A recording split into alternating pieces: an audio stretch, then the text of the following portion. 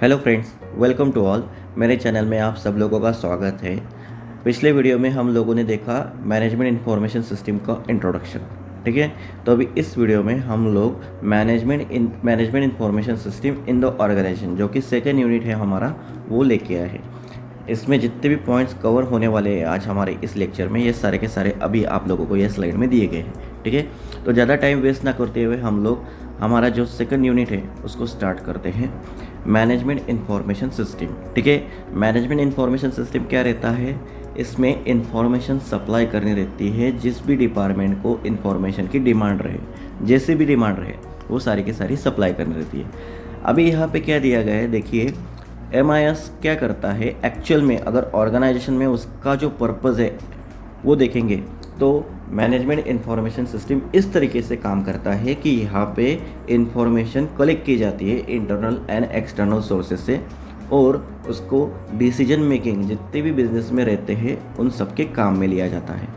मतलब MIS एक तरीके का आइडिया है जहाँ पे जैसे ऑर्गेनाइजेशन में काम करने वाले लोग हैं, मशीन से, उसके बाद में मार्केटिंग स्कीम है और जो भी मेथड रहते हैं, जिस तरीके से हम लोग काम करते हैं ऑर्गेनाइजेशन में, वो सारे के सारे मेथड यहाँ पे अप्लाई किए जाते हैं और उसके ज़रिए हम लोग एक प्रॉपर डिसीजन मेकिंग कर सकते हैं हमारे बिजनेस में। ठीक है, अभी MIS ये तो कुछ न्यू नहीं है, जैसे हम लोग यहाँ पे पॉइंट्स में देख रहे हैं। ठीक है, मैक्सिमम जो बिज़नेस है उनमें MIS यूज़ किया जाता है, लेकिन एक्चुअल में MIS में कंप्यूटर जो है वो अभी अभी आए हैं। मतलब पिछले 10 से 15 साल में यहाँ पे MIS में कंप्यूटर का इंट्रोडक्शन यहाँ पे हुआ है। उसके पहले जो भी ऑपरेशन रहते थे MIS में, वो सारे के सारे मैनुअल होते थे। मतलब उनमें अगर हम लोगों को इन्फॉर्मेशन जो भी जिस चीज़ के लिए चाहिए होगी तो वो थोड़ी स्लोली मिलती थी, लेकिन मिलती थी। लेकिन अभी क्या है, जैसे ही कंप्यूटराइजेशन आ गया है तो कंप्यूटर ने क्या कर दिया है, स्पीड बढ़ा दी है हमारी, उसके बाद में एक्यूरेसी बढ़ गई है और जो भी डेटा है उसका वॉल्यूम बढ़ गया है, और जिससे हम लोग डिसीजन मेकिंग में आसानी हो जाती है। हमारे जितने भी डिसीजन मेकिंग हम लोगों को करने रहते हैं उससे आसानी हो जाती है। ठीक है, अभी MIS को क्या कहते हैं, एक तरीके का integrated set of component. Okay, मतलब एक ऑर्गेनाइजेशन में जितने भी कंपोनेंट्स रहते हैं या फिर जितने भी डिपार्टमेंट रहते हैं उन सबको एक तरीके से जोड़ के रखता है। ठीक है, मतलब इंटरेक्शन करना होगा पर्टिकुलर फंक्शन के लिए, वो जो भी ऑब्जेक्टिव उन लोगों का रहेगा या फिर गोल रहेगा पर्टिकुलर टू एनी ऑर्गेनाइजेशन, वो सारे के सारे यहाँ पे मैनेजमेंट इंफॉर्मेशन सिस्टम से कनेक्टेड रहते हैं। ठीक है, अभी यहाँ पे जो भी कंप्यूटर सिस्टम रहती है उसमें इंफॉर्मेशन एक इम्पॉर्टेंट रहता है। ठीक है, इंफॉर्मेशन चाहिए रहती है और वो इंफॉर्मेशन के लिए प्लानिंग, ऑर्गेनाइजिंग, कंट्रोलिंग, ऑपरेशन के लिए यहाँ पे ज़रूरी रहता है। मतलब अब अगर हम लोगों को मैनेजमेंट इंफॉर्मेशन सिस्टम या फिर कोई भी ऑर्गेनाइजेशन हम लोगों को अच्छे से काम करनी चाहिए ऐसा लगता है तो उसमें प्रॉपर MIS मेंटेन करना बहुत ज़रूरी रहता है। अगर उसको मेंटेन ना करे तो वो प्रॉब्लमेटिक रहता है और वो ऑर्गेनाइजेशन काम नहीं करती है। ठीक है, ये हो गया हमारा कॉन्सेप्ट। उसके बाद में MIS की डिज़ाइन। अभी एक्चुअल में MIS को इस तरीके से डिज़ाइन किया जाता है कि MIS में जितने भी डिपार्टमेंट है, अभी जैसे ऑर्गेनाइजेशन है उसका कल्चर है। ठीक है, तो एक्चुअल में अगर वो टेक्निकल है ऑर्गेनाइजेशन या फिर उसमें कुछ भी अलग अलग तरीके के पार्ट है तो उस हिसाब से उसको डिज़ाइन किया जाता है। मतलब ह्यूमन साइड को देखते हुए जो ह्यूमन मतलब जो यूज़र उसको काम करने वाले हैं ऑर्गेनाइजेशन में, उस हिसाब से उनको दिया जाता है MIS तैयार करके। मतलब जैसे समझ लीजिए कोई ऑर्गेनाइजेशन में अलग अलग कल्चर के लोग यहाँ पे काम कर रहे हैं तो उनके पॉइंट ऑफ व्यू से वहाँ पे उसका स्ट्रक्चर डिज़ाइन किया जाता है, उसमें सब सिस्टम क्रिएट किए जाते हैं। जब भी अगर हम देखेंगे इसका एक बेस्ट एग्जांपल, तो अभी इंडिया में अगर हम लोग देखेंगे तो अलग कल्चर के लोग रहते हैं, अलग अलग लैंग्वेजेस यहाँ पे बोलते हैं। तो उनके लिए जैसे हम लोग देखते हैं फ्लिपकार्ट या फिर अमेज़ॉन या फिर हम लोगों के जितने भी मोबाइल्स में अलग अलग तरीके के लैंग्वेजेस हम लोगों के लिए प्रोवाइड की गई है। मतलब वो क्या होता है, ईजी होता है वो जो सॉफ्टवेयर रहता है उसको आइडेंटिफाई करने के लिए या फिर उसको रीड करने के लिए। ठीक है, और उस तरीके से हम लोग इजीली डिसीजन तैयार कर सकते हैं।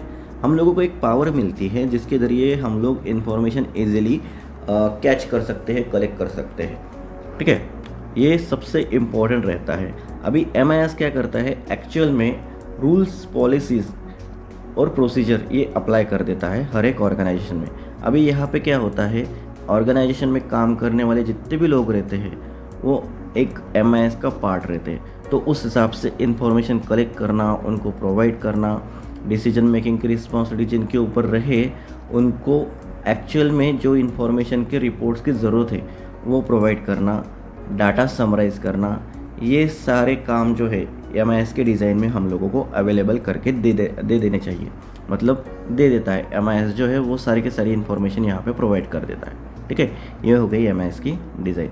अभी नेक्स्ट पॉइंट, जितने भी इंफॉर्मेशन सिस्टम है MIS में वो सारे के सारे अभी हम 1 बाय 1 देखने वाले हैं। उसमें का पहला जो सिस्टम है ट्रांजैक्शन प्रोसेसिंग सिस्टम। ठीक है, अभी ट्रांजैक्शन प्रोसेसिंग सिस्टम क्या रहता है, एक तरीके का सिस्टम रहता है जैसे कि हम लोग ट्रांजैक्शन करते हैं।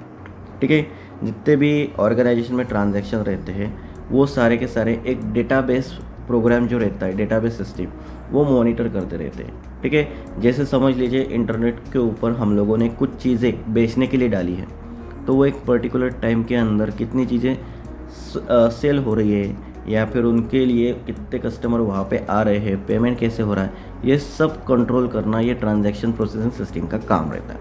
अभी यहाँ पे एक एग्जांपल दिया गया है, जैसे कोई स्पोर्टिंग इवेंट है। ठीक है, तो वहाँ पे कस्टमर क्या करते हैं, जैसे ही वो टिकट परचेस करते हैं, वो सीट परचेस करते हैं, तो ट्रांजैक्शन प्रोसेसिंग सिस्टम क्या करता है कि जब तक वो परचेस कर रहे हैं, पेमेंट कर रहे हैं, तब तक वो सीट को जो है वो होल्ड करके रखते हैं, जिससे दूसरा जो कस्टमर है वो सीट को बाय ना कर सके। ठीक है, मतलब एक सीट दो जन को यहाँ पे नहीं मिल सकती।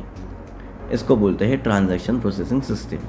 अभी इसमें 2 टाइप्स है, बैच प्रोसेसिंग जिसमें अलग अलग टाइम पे प्रोसेस किया गया डेटा, प्रोसेस किए गए ट्रांजैक्शन जो है एक सेम टाइम को विद अ टाइम डिले वहाँ पे प्रोसेस किया जाता है, इसलिए उसको बोलते हैं बैच प्रोसेसिंग।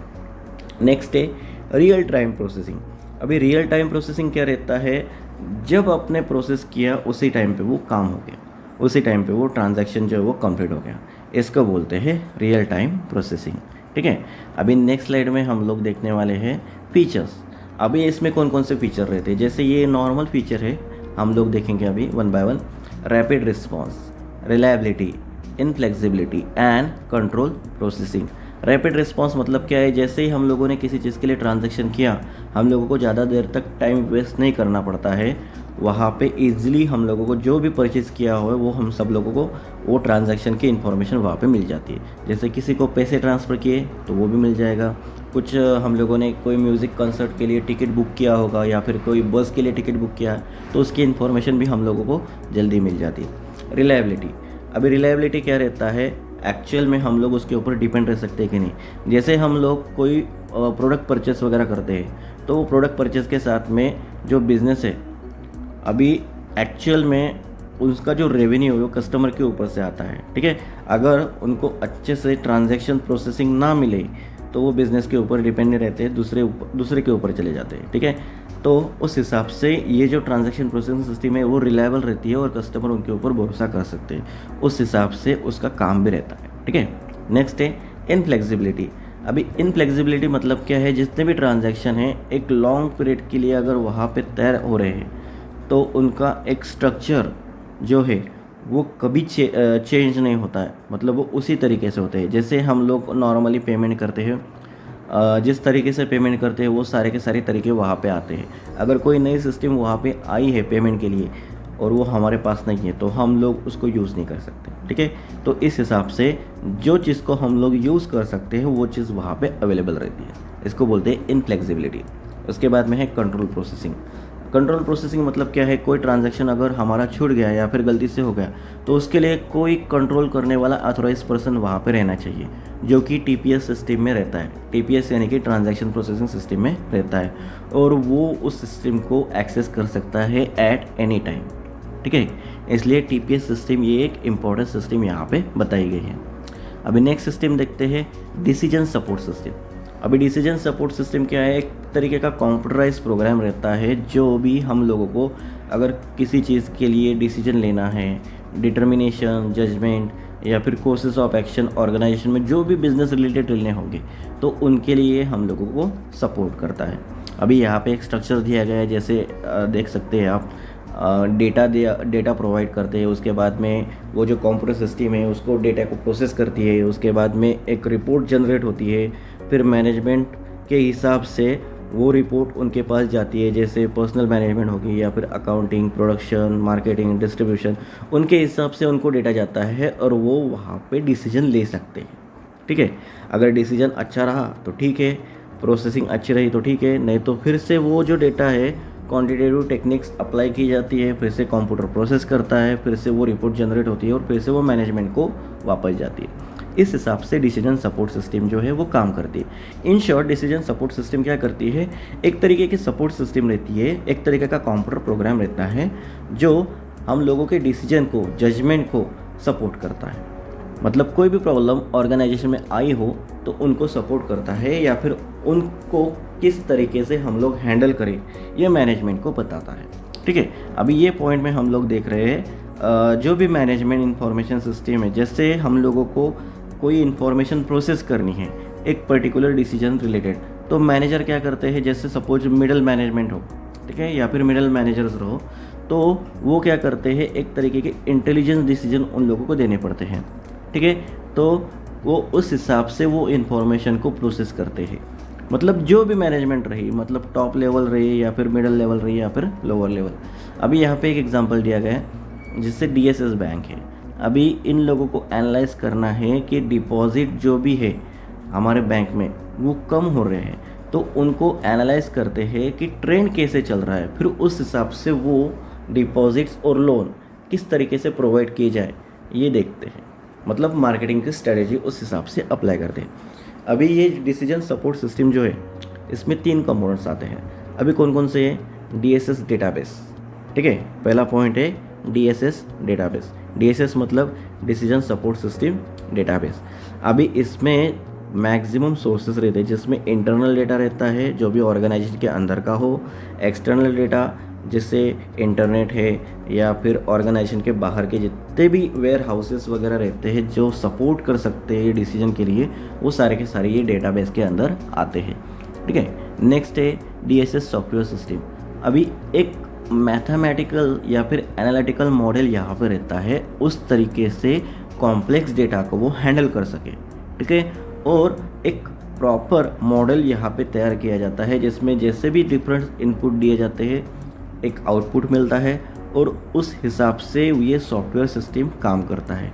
मतलब जो भी डेटा रहे उसको प्रोसेस करके हम लोगों को एक डिज़ायर्ड आउटपुट यहाँ पे प्रोवाइड करता है। ये किसका काम है, डीएसएस सॉफ्टवेयर सिस्टम का, जिसके ज़रिए हम लोगों को प्रॉपर डिसीजन मेकिंग करने में आसानी हो सके। ठीक है, उसके बाद में है डीएसएस यूज़र इंटरफेस।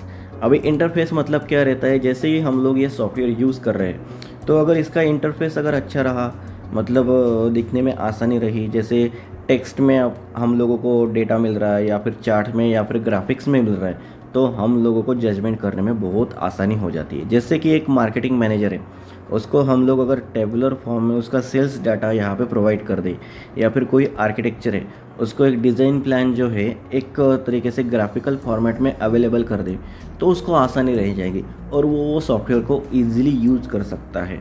मतलब हम लोगों को दिन भर में जितने भी डिसीजन मेकिंग अगर एक अच्छे तरीके से एक इंटरफेस हम लोगों को मिल जाए और उस हिसाब से, मतलब हमारे हिसाब से वो अगर काम करे, तो हम लोग उसको रेगुलरली यूज़ करेंगे। ठीक है, ये रहा डीएसएस। ठीक है, मतलब डिसीजन सपोर्ट सिस्टम।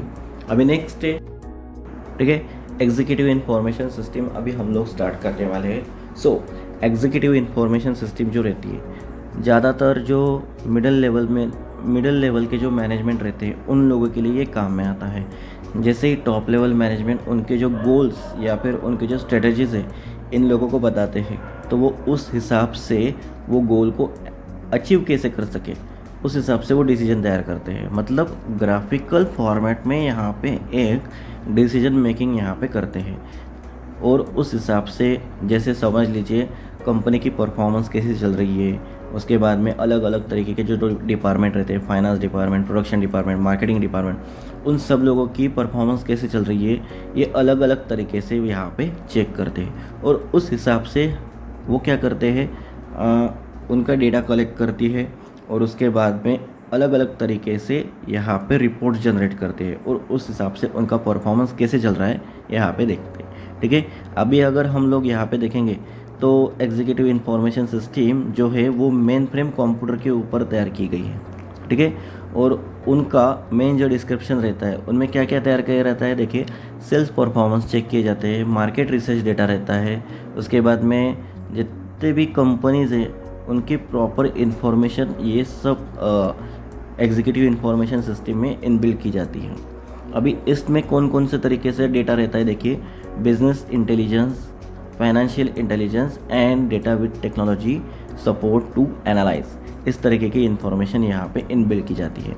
ठीक है, अभी नेक्स्ट जो सिस्टम है वो है एक्सपर्ट सिस्टम।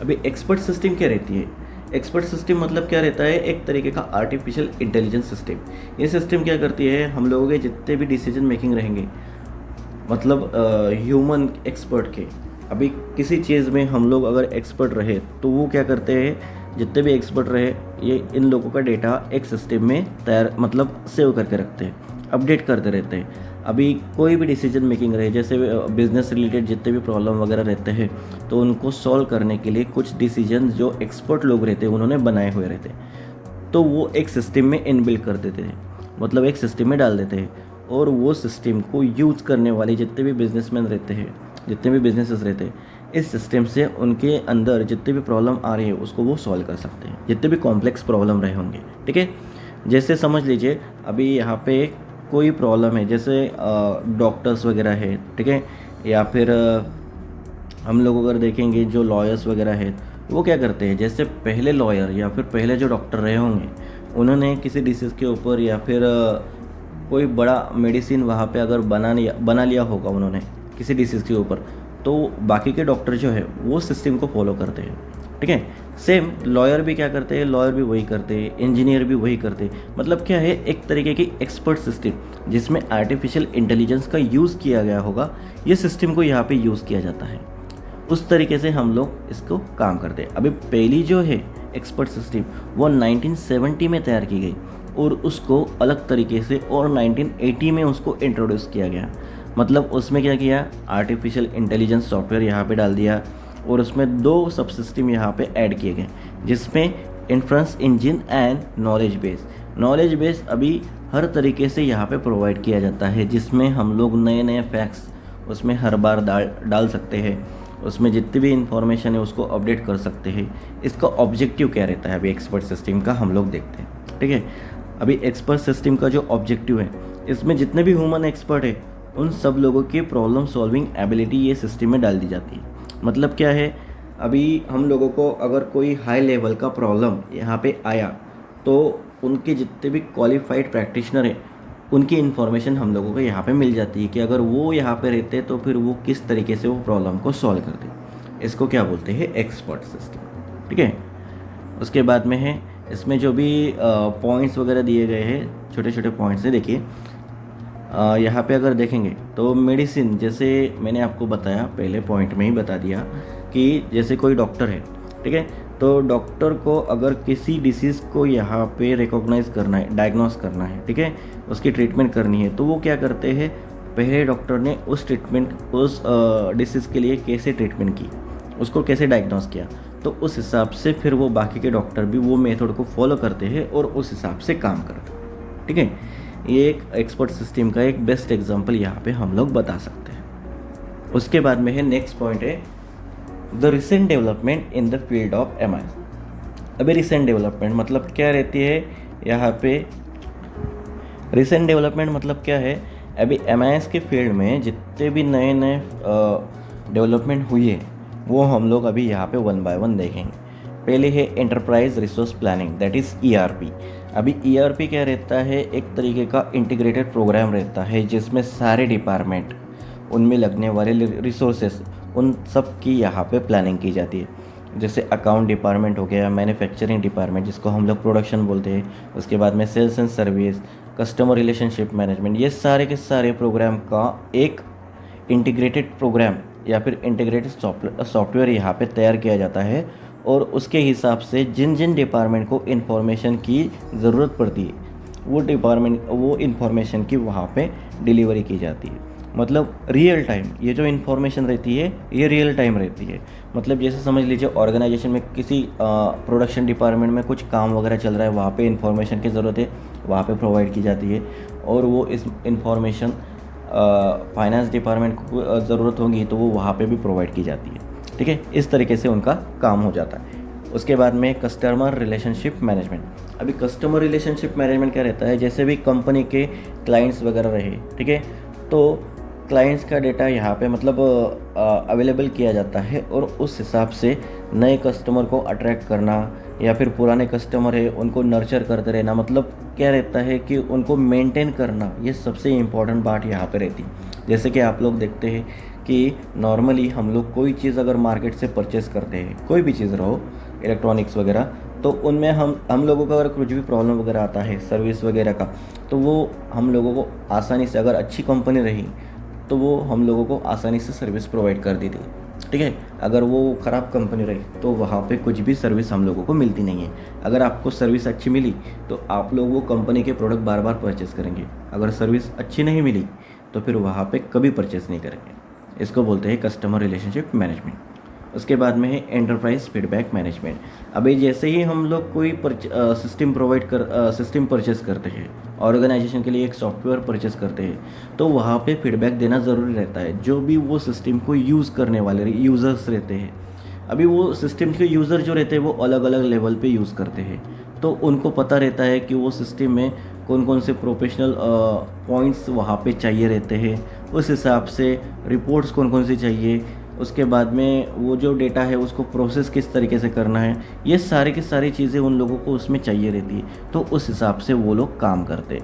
ठीक है, जैसे समझ लीजिए अभी एंटरप्राइज फीडबैक मैनेजमेंट जो है, ऑर्गेनाइजेशन में जितने भी एम्प्लॉयज़ है, पार्टनर्स है, कस्टमर है, उन सब से रिलेटेड अगर कोई इश्यूज़ वगैरह रहेंगे या फिर जितने भी कस्टमर है उनके साथ में इंटरेक्शन वगैरह करना, ये सारे के सारे सिस्टम, मतलब ये सारे की सारी चीज़ें जो है ये सिस्टम काम में लाती है। इसको क्या बोलते हैं, एंटरप्राइज फीडबैक मैनेजमेंट। जैसे समझ लीजिए एक सिंपल फॉर्मेट में आपको बता देता हूँ। किसी किसी कंपनी के ऑनलाइन चैट बोट्स रहते हैं। मतलब अगर हम लोगों को कुछ भी प्रॉब्लम वगैरह रहा तो हम लोग वो कंपनी के चैट बोट्स के साथ में चैट करके हम लोग वो प्रॉब्लम को सॉल्व कर सकते हैं। ठीक है, उसके बाद में है नेक्स्ट पॉइंट है ई प्रोक्योरमेंट। अभी ई प्रोक्योरमेंट क्या रहता है, इसमें मैक्सिमम जितने भी सप्लायर्स है, सप्लायर या फिर वेंडर, उन सब की बिजनेस रिलेटेड इन्फॉर्मेशन यहाँ पे रहती है, इसलिए हम लोग इसको क्या बोलते हैं, ई प्रोक्योरमेंट। ज़्यादातर डेटा यहाँ पे ऐसा ही रहता है कि यहाँ पे सप्लायर्स रहते हैं। अभी इसमें अलग अलग पॉइंट है, जैसे वेब बेस्ड ईआरपी। अभी यहाँ पे जितने भी बिलिंग वगैरह रहते हैं वो सारे के सारे ऑनलाइन किए जाते हैं। मतलब जैसे रिक्विजिशन से, परचेसिंग ऑर्डर से, या फिर गुड्स रिसीव कर रहे हैं, तो सारी की सारी चीज़ें जो है वो ऑनलाइन रहती है। उसके बाद में EMRO, मतलब मेंटेनेंस, रिपेयर एंड ओवरहॉल। मतलब ये सारी चीज़ें जिसमें गुड्स सर्विसेज आती है, उनका मेंटेन करना, उनके लिए अगर कुछ खराबी वगैरह रहे तो रिपेयर करना या फिर ओवरऑल करना, ये सारी की सारी चीज़ें यहाँ पे बताई दी जाती है। ठीक है, उसके बाद में है ई सोर्सिंग। अभी ई सोर्सिंग मतलब क्या है, नए जो भी सप्लायर है उनको आइडेंटिफाई करने का काम यहाँ पे किया जाता है और उस हिसाब से उनकी कैटेगरी यहाँ पे मेंशन की जाती है। उसके बाद में है ई टेंडरिंग। ई टेंडरिंग में अगर हम लोग देखेंगे तो यहाँ पे जितने भी सप्लायर है उनको इन्फॉर्मेशन की रिक्वेस्ट की जाती है और उनसे रिस्पॉन्सेज जैसे आते हैं, मतलब नॉर्मल जो टेंडर रहते हैं, ये टेंडर कैसे रहते हैं, ऑनलाइन रहते हैं, इलेक्ट्रॉनिक फॉर्म में रहते हैं, जिसमें ऑक्शन चलता रहता है। जिनका टेंडर मतलब सबसे कम रेट में रहेगा उनको यहाँ पे टेंडर जो है वो मिल जाता है सप्लायर को। उसके बाद में है सप्लाई चेन मैनेजमेंट।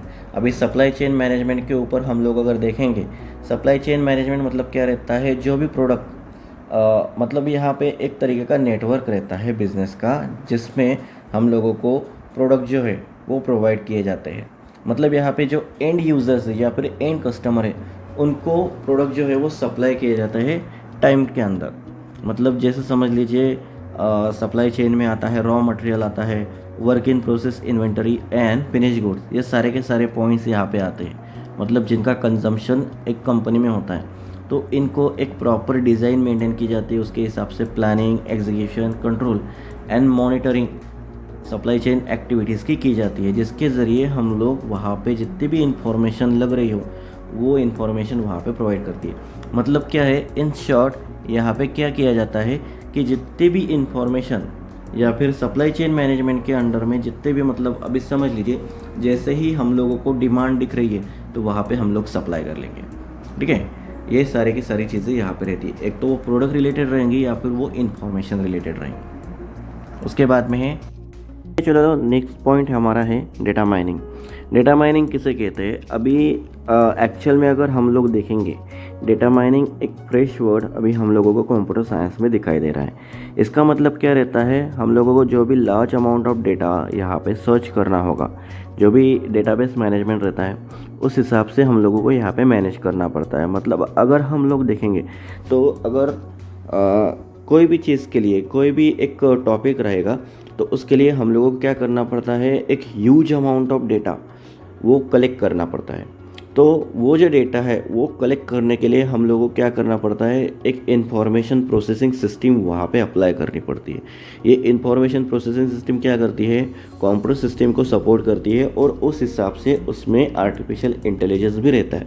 तो वो इस हिसाब से काम करती है कि जितने भी डेटा, जैसे उसका डेटा का कलेक्शन करना, एक्सट्रैक्शन करना, उसको वेयर हाउसिंग में स्टोर करना, उसका प्रॉपर एनालिसिस करना और स्टैटिस्टिक्स के हिसाब से उसको मैनेज करना, इसलिए उसको क्या बोलते हैं, डेटा माइनिंग, ठीक है।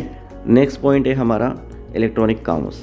अभी इलेक्ट्रॉनिक कॉमर्स क्या रहता है, जैसे कि हम लोगों को पता है कॉमर्स क्या रहता है, buying and selling of product और सर्विसेज।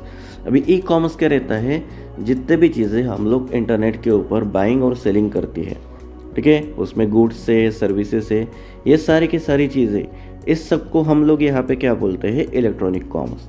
अभी इलेक्ट्रॉनिक कॉमर्स हम लोगों को जैसे पता है buying and selling, but it's not just buying and selling of the product online, okay.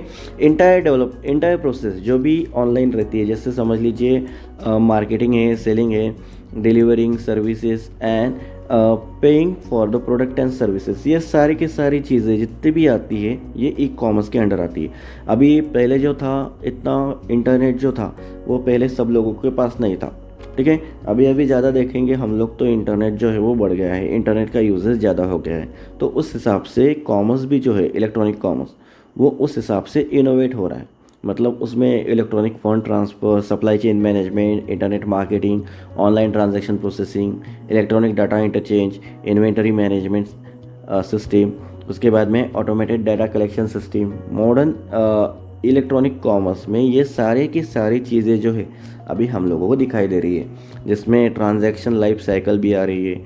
ये सारी की सारी चीज़ें जिसके साथ में नई नई टेक्नोलॉजी जैसे जैसे आ रही है, उसमें मेल आ रही है, मोबाइल डिवाइसेस आ रही है, टेलीफोन एज वेल, वो सारे के सारे इलेक्ट्रॉनिक कॉमर्स में हम लोगों को दिखाई दे रही है, ठीक है।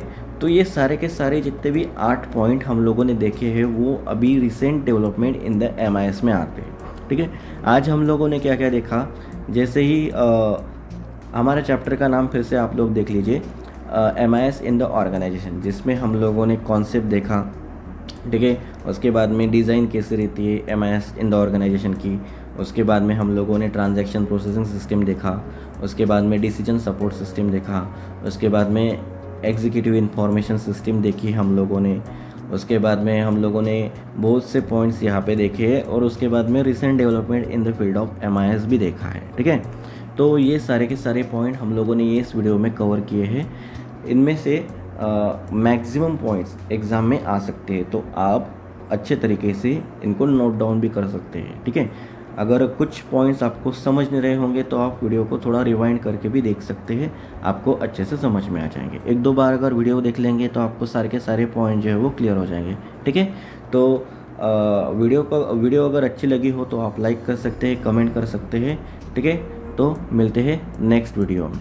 Thank you very much.